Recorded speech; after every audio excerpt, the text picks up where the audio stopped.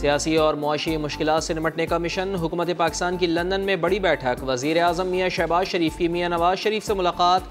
बड़े भाई ने गले लगा लिया, थपकी दी। नवाज शरीफ के वफाकी काबीना के अरकान के साथ भी बैठक लगी। डॉलर की उड़ान रोकने पर मुशावरत की गई।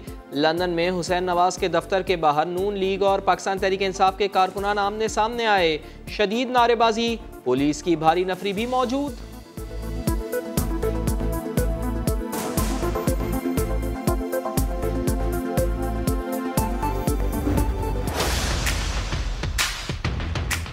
हमने कब कहा कि हम इलेक्शनों से डरते हैं? जो हमारा गेम प्लान है उसमें इलेक्टोरल रिफॉर्म्स हैं। ये क्या कर लेगा इलेक्शन करवा के? पहले इसने क्या किया? 4 साल इसने क्या किया? पहली दफा अगर फौज ए पॉलिटिकल होती है तो मुझे बाजवा को सल्यूट करना चाहिए या उसको लड़ना चाहिए कि तुम क्यों ए पॉलिटिकल हो? पहले इस्लाहात फिर इंतखाबात। आसिफ अली जरदारी ने हदफ बता दिया। बोलेंगे इलेक्शन के नारे लगा रहे हैं। इन्होंने पहले क्या कर लिया जो अब जल्दी इंतखाबात से कर लेंगे। मौजूदा सूरत हाल पर नवाज शरीफ से बात की, उन्हें भी समझाया। पहली बार फौज गैर सियासी हुई है तो क्या मुझे जनरल बाजवा को सलूट करना चाहिए या उनसे लड़ना चाहिए? साबिक सदर ने कहा अमरीकी धमकी से मुताल्लिक मुरासला नहीं पढ़ा, उन्होंने मुरासले का ड्रामा खुद गढ़ा। आसिफ अली जरदारी ने जो बाइडेन को अपना दोस्त कह दिया। मैंने मरासला नहीं पढ़ा है and I don't think state department का individual is so irresponsible to write what is been reported और what you are saying to me. ये डिप्लोमेटिक लैंग्वेज होती नहीं है। He is made it into a political drama और मैंने खुद lead किया है ये चार्ज नो कॉन्फिडेंस का। I know Biden, Biden is a friend of mine. The least तो ये करता कि मुझे फोन तो करता कि वेरी वेल डन। प्रोपेगेंडा, गलत मालूमात और झूठ को पाकिस्तान से दो तरफा ताल्लुकात की राह में रुकावट नहीं बनने देंगे। इमरान खान के इल्जामात से मुताल्लिक सवाल पर अमरीकी दफ्तर खारजा के तर्जुमान का जवाब। बोले वजीर खारजा एंटनी ब्लिंकन और बिलावल भुट्टो के दरमियान पाक अमरीका ताल्लुकात में इस्तेहकाम के लिए ताउन बढ़ाने पर इत्तेफाक हुआ।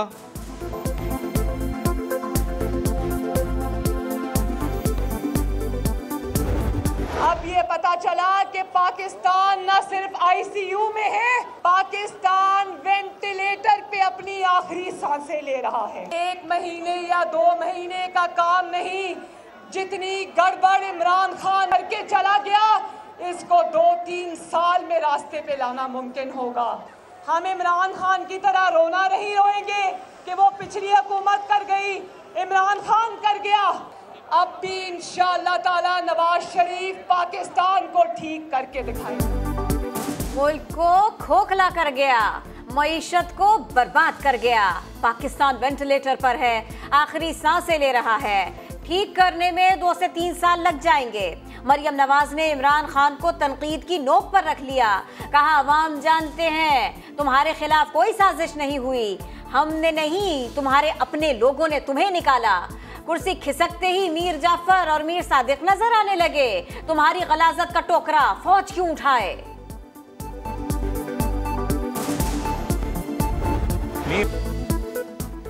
नए सिपहसालार की तैनाती से पहले आम इंतखाबात मुमकिन है। वज़ीर दिफा ख्वाजा आसिफ कहते हैं लेफ्टिनेंट जनरल फैज़ हमीद का नाम सीनियरिटी लिस्ट में हुआ तो ज़रूर गौर होगा। फौज के भेजे गए नामों में से किसी को भी मुंतखब करना वज़ीर आज़म की सवाबदीद है। आर्मी चीफ की तैनाती अदलिया की तरह सीनियरिटी की बुनियाद पर होनी चाहिए। ख्वाजा आसिफ ने दावा किया इमरान खान हुक्मरानी के तसलसल के लिए मर्जी का आर्मी चीफ चाहते थे। अबलस वक्त इंतखाबात की सोच दुरुस्त है। फवाद चौधरी कहते हैं रजीम चेंज के हक़ाइक़ सामने आने पर लीगी रहनुमा शर्मिंदा हैं। शेख रशीद का कहना है इमरान खान ने साफ कह दिया वो इलेक्शन के ऐलान तक न किसी से मुलाकात करेंगे न फोन सुनेंगे। 2 वोटों की हुकूमत फंस चुकी है। दावा किया लंदन में अहम लोग पहले ही मुलाकातें कर चुके। शहबाज शरीफ और उनकी काबीना को अब बुलाया गया। हुकूमत ज़रूरत पड़ने पर फ़ौज को तलब कर सकती है। काफ लीग के सरबराह चौधरी शुजात हुसैन कहते हैं हुकूमत मामला सुलझाने में नाकाम हुई तो सलामती को ख़तरात लाहक हो सकते हैं। हुकूमत मुल्की सलामती और बका को यकीनी बनाने के लिए तमाम ज़रूरी इक़दाम उठाए। हंगामी सूरत हाल में हुकूमत और अफवाज पाकिस्तान के दरमियान ताउन लाजिम है।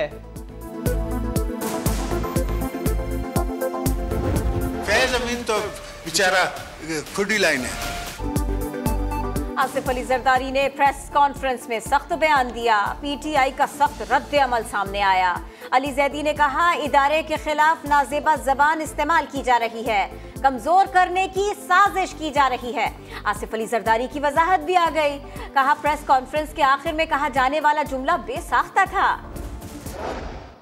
कि आज जो हमारे वजीर खारजा हैं बिलावल भुट्टो जरदारी, जिनकी पार्टी का वजूद मसले कश्मीर से जुड़ा हुआ है, पीपल्स पार्टी ने जन्म लिया कश्मीर के मसले से, आज ये इतना बड़ा फैसला किया है खामोशी से, और बिलावल खामोश है। हुकूमत भारत से तिजारत बहाल करना चाहती है, कश्मीरी अवाम को क्या पैगाम देना चाहती है? शाह महमूद कुरैशी का सवाल। बोले, हैरान हूँ बिलावल क्यों खामोश बैठे हैं? हुकूमत फैसले पर फौरी नजरसानी करे, फैसला वापस ना लिया तो आज़ाद और मकबूजा कश्मीर में रिएक्शन आएगा।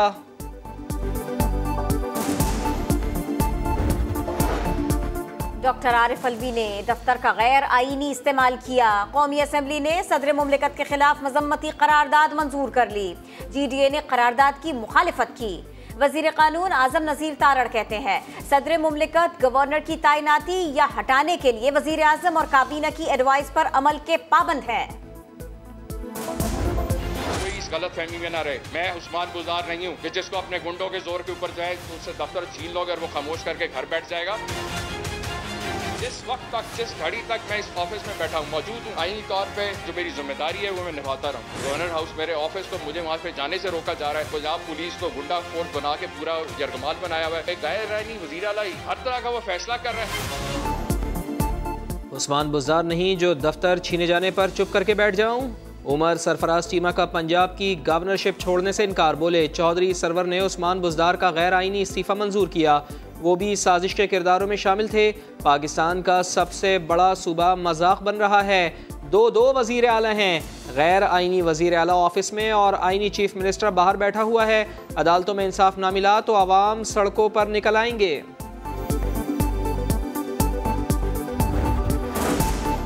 इमरान खान के हॉर्स ट्रेडिंग बयानिए को बड़ा झटका।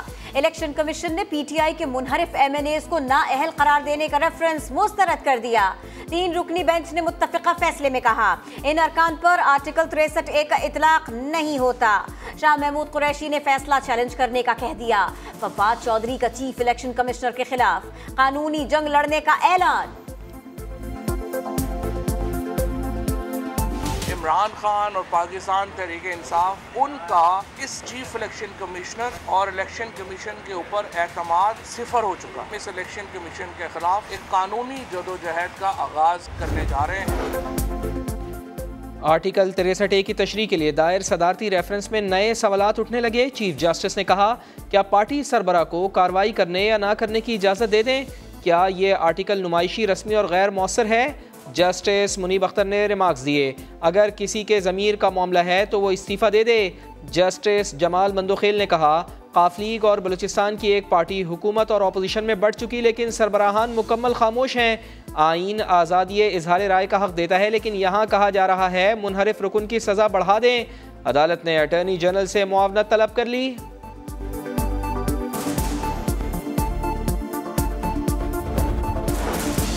कमजोर मुआशी सूरत हाल, गैर यकीनी सियासी हालात, रुपए की तारीखी बेकदरी। इंटरबैंक में पहली बार डॉलर 190 रुपए का हो गया। स्टॉक मार्केट में शदीद मंदी, 100 इंडेक्स 641 पॉइंट्स गिरा। 3 दिन के दौरान 100 इंडेक्स में 2300 पॉइंट्स की कमी हो चुकी। सेवन के करीब मांझन में इंडस हाईवे पर वैन और ट्रक में हौलनाक तसादुम, 15 अफराद जान से गए, 6 जख्मी हुए। जांबाक अफराद में से 11 का ताल्लुक एक ही खानदान से है। मुसाफिर वैन लाड़काना से जामशोरो आ रही थी।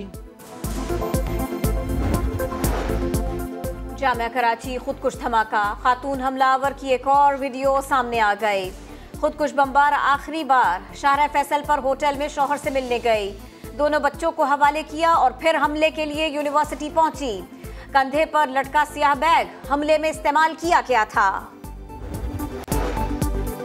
फ़लस्तीनियों पर मज़ालिम दुनिया को दिखाने की सज़ा। इसराइली फ़ौज ने अल जज़ीरा टीवी की खातून सहाफ़ी को सर पर गोली मारकर कत्ल कर डाला। शीरी अबू आक़िला के कैमरामैन शदीद ज़ख्मी। शहीद सहाफ़ी मगरबी किनारे में इसराइली छापे की कवरेज कर रही थीं। यूनुस खान, फवाद आलम, पुजारा, दुनिया में इन 3 बल्लेबाजों को बहुत मुस्तकिल मिजाज पाया। Wicket keeper batsman Mohammad Rizwan कहते हैं पुजारा के साथ खेलने में कुछ अजीब नहीं लगा, वो बहुत अच्छे खिलाड़ी हैं। Is that what you want to do? This is all for you, pal. It's for us. Okay, it's for us.